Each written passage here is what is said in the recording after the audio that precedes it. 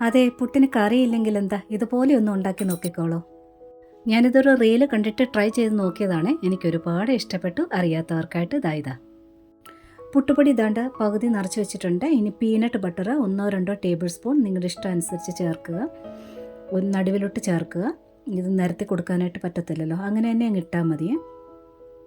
പുട്ടുപൊടി ഒത്തിരി അമക്കി വെക്കേണ്ട. ഇനി ബാക്കി പുട്ടുപൊടി ഒന്ന് ഫില്ല് ചെയ്ത് വെക്കാം. ഒത്തിരി പ്രസ് ചെയ്യേണ്ട, ഒന്ന് ലെവൽ ചെയ്ത് കൊടുത്താൽ മതി. ഇനി ഇത് സ്റ്റീം ചെയ്തെടുക്കാം.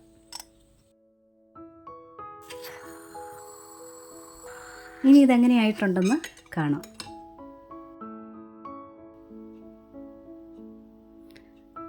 ഇതൊക്കെ ഉണ്ട്, നല്ല മെൽറ്റായിട്ടുണ്ട്. നല്ലതാണ്. ചെറു ചൂടോടുകൂടി നല്ലവണ്ണം ഒന്ന് മിക്സ് ചെയ്ത് കഴിച്ചാൽ മതി. കറിയൊന്നും തന്നെ വേണ്ട, വളരെ ടേസ്റ്റിയാണ്. ട്രൈ ചെയ്ത് നോക്കിക്കോളൂ.